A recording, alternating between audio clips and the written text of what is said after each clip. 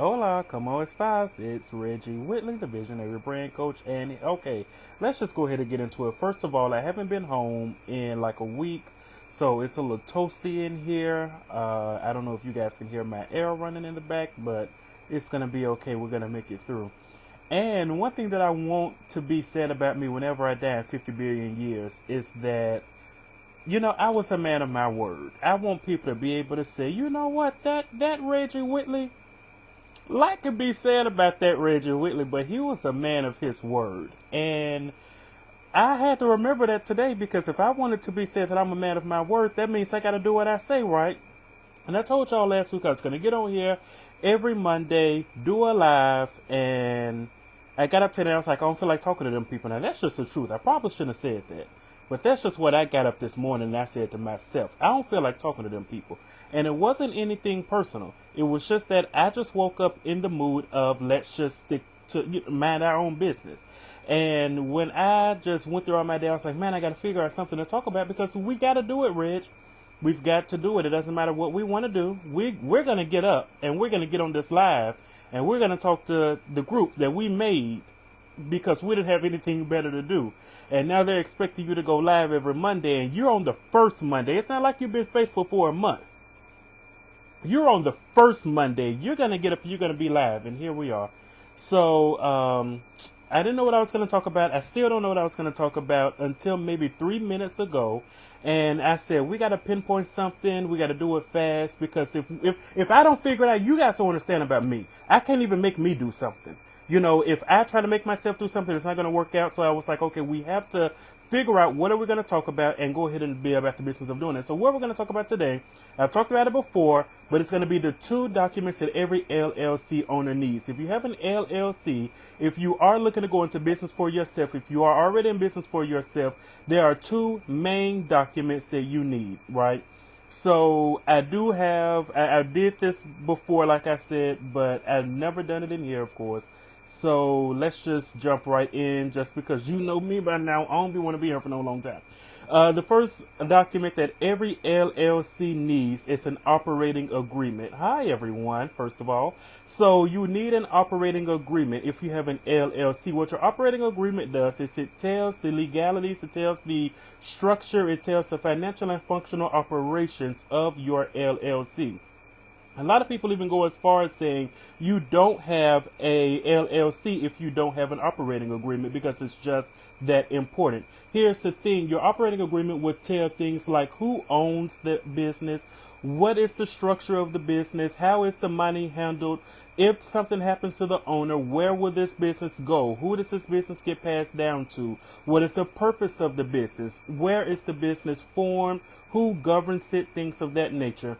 It describes and details, management. It describes and details how you hold your meetings. What happens if you decide to sell the business? How will we handle it if we decide to bring on a partner? All of that is explained in your operating agreement. Now, here's a fun fact that I didn't know I was going to get into today. One of the good things about an operating agreement is it is a legal document. Now, because your operating agreement is a legal document, you can give it to the state, whatever state that you file your LLC in. In my case, most of my LLCs are in Mississippi. So I would give my operating agreement to the Secretary of State of Mississippi because Mississippi is the state in which my LLC is not only governed, but it is accountable, I guess you could say, to the state of Mississippi. The laws of Tennessee don't matter as long as I'm governed in Mississippi, So if I give my LLC documents to the state of Mississippi, they do hold it and it does become a legal binding agreement, legal binding contract. So if you give your operating agreement to them, you have certain instances where one of the things that I discovered, something that I discovered is if you go through a third party to do your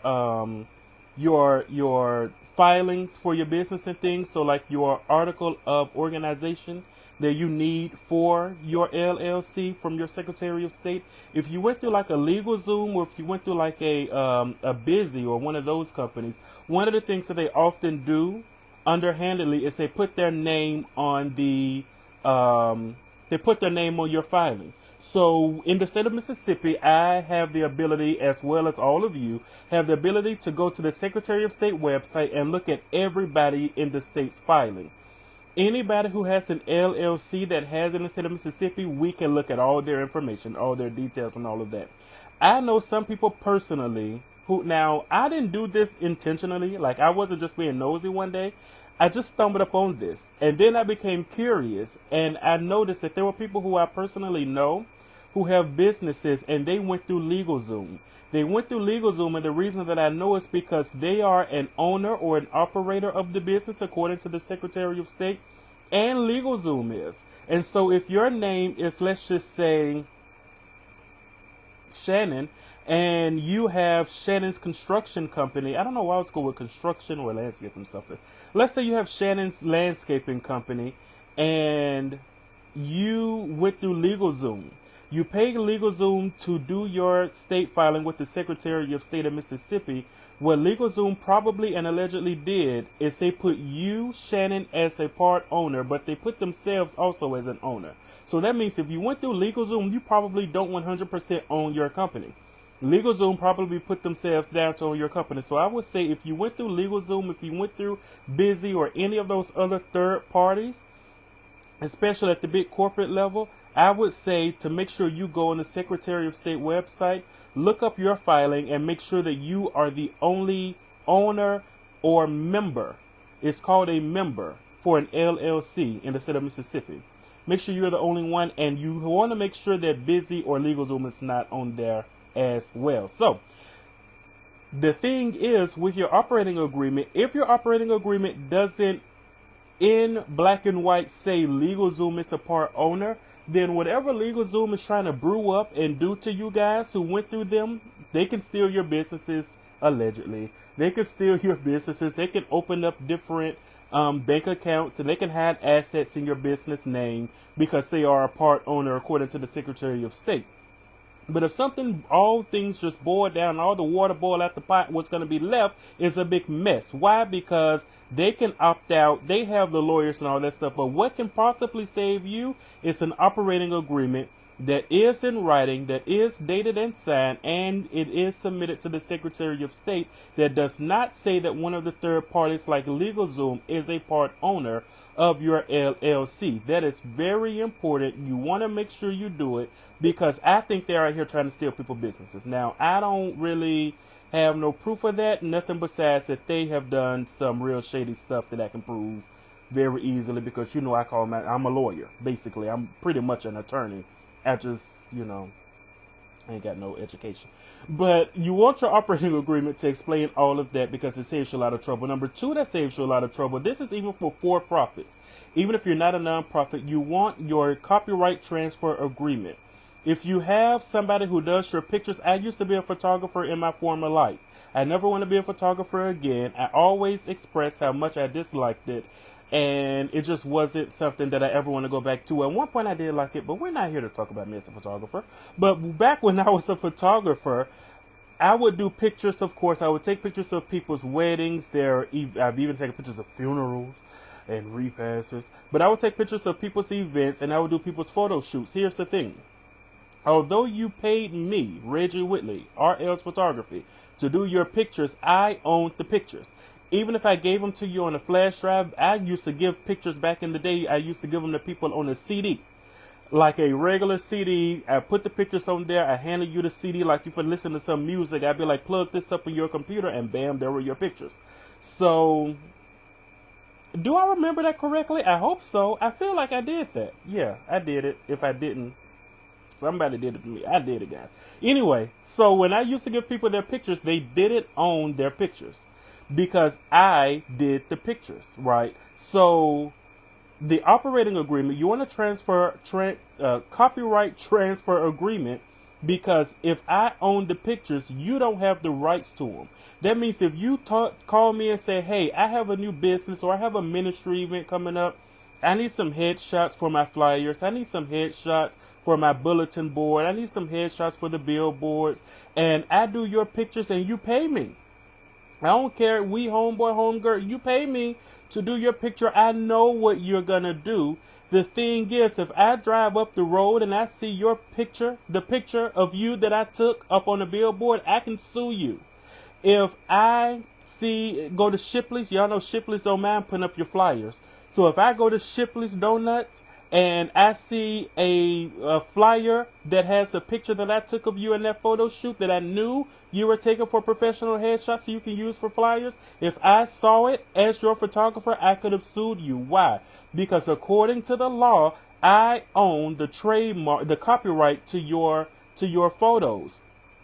So they're not your photos. I may have given them to you. I accepted your payment. I knew what it was for, but it's not yours until there's a copyright transfer agreement. I want to put that into perspective because that means anything anybody does for you that is a piece of art, that is a piece of work, you don't own it. You don't own it simply because of the copyright law. So that means your logos. A lot of people get people to do their logos and all of that stuff. If you don't have a copyright transfer agreement, unless you go through Fiverr, Fiverr.com.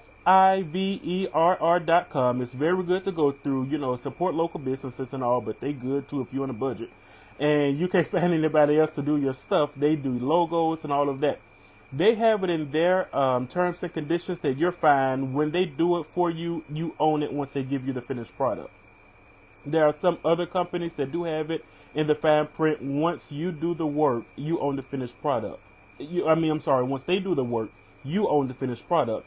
But most people are not like that. 98% of people are not like that. So if you go to somebody and you say, hey, can you edit this? Can you record this video of me walking up the street? If I use your phone to record a video of you walking up the street and we're strangers, you don't really own that video. I do. And so we have to have it in our minds that these things are very important as far as people. Back to the flyers. Even with the picture I use, for example, if your picture's on the flyer and you don't have the copyright, if somebody else did the flyer, you don't own that flyer unless there's a copyright transfer agreement. That's their flyer. That's their logo. Those are their pictures. That's their video. That's their tattoo art. The example that I always give is, I have two of them. I have a Randy Orton example and I have a Mike Tyson example. Same thing happened pretty much in both cases. Randy Orton is a WWE wrestler who he got somebody to do a tattoo on his arm, chest area. And the WWE, they went through this company to do a video game. What they do with the video game is they scan the bodies and they replicate the human onto the game.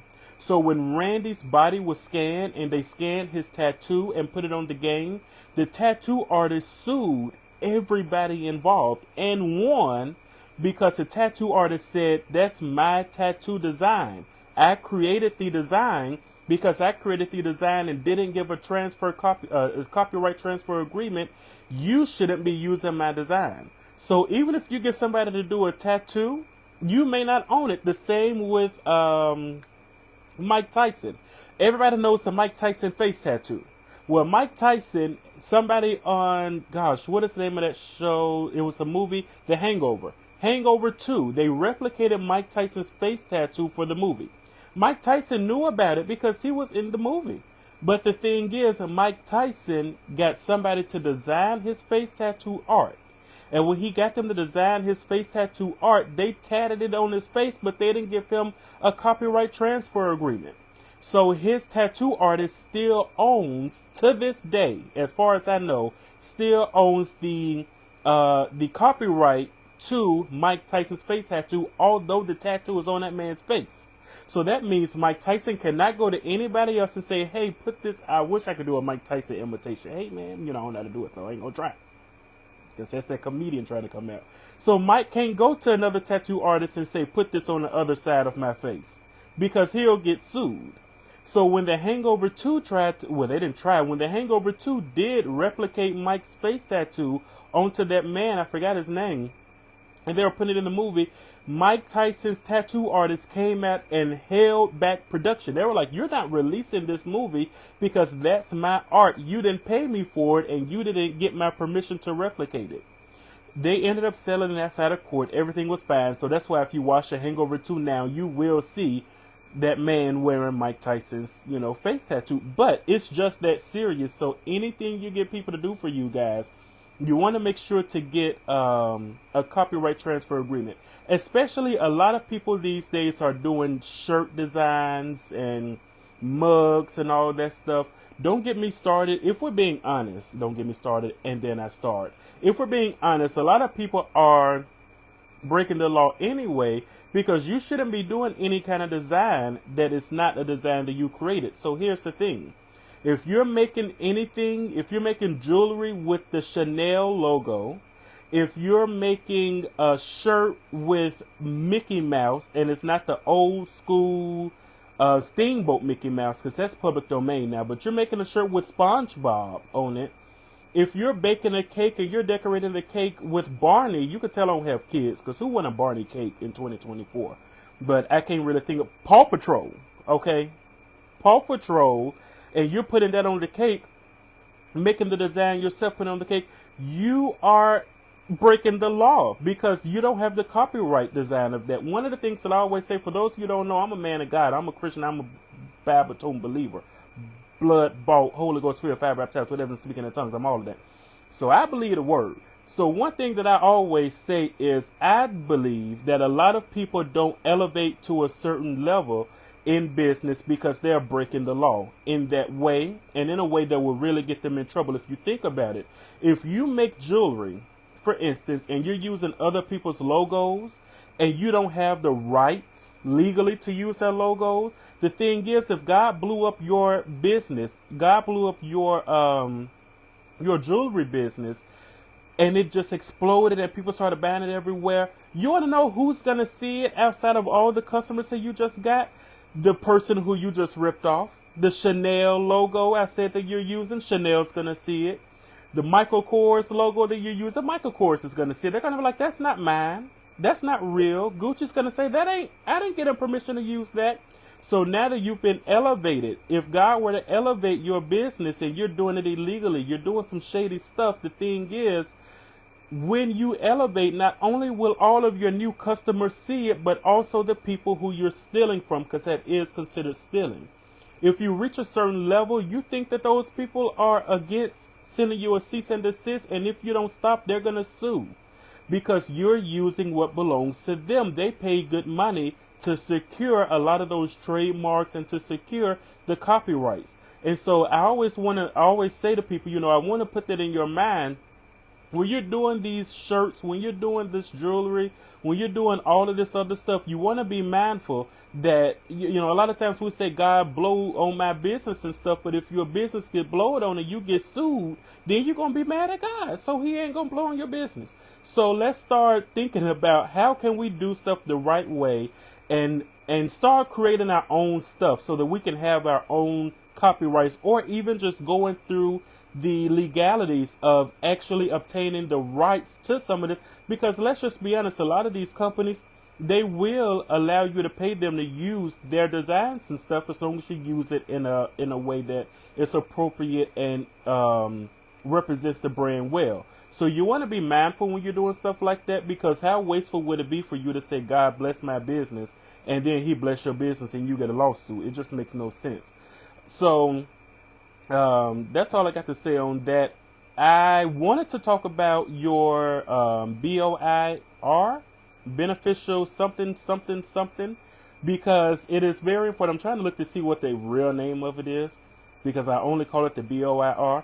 Because the thing is, if you're a beneficial ownership information report, because if you have any kind of business, any kind of LLC especially, and you haven't done your BOIR filing, if you haven't done it by the end of the year, I'm talking like December 31st, there's some real bad fees, real bad penalties, up to $500 per day that the government can, fine you for and all that stuff. And that can be up to $10,000, and you can get up to 2 years in prison. So next week, I hope next week, because I actually want to walk through it with you, because I'm talking about if you have a business now, if you just recently started a business, or if you have a business. Back when I was a photographer, I was in high school when I got started photography, and I haven't done photography in I don't know how many years, and I had to go back and find that information so that I could do my report so that they wouldn't come out and get me. Now, I know a lot of people are probably saying, I've never heard of this. Of course you haven't, because it's brand new.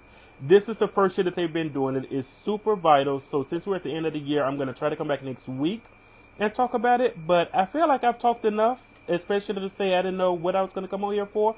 So you got your two things, your two documents that you should have if you're an LLC owner.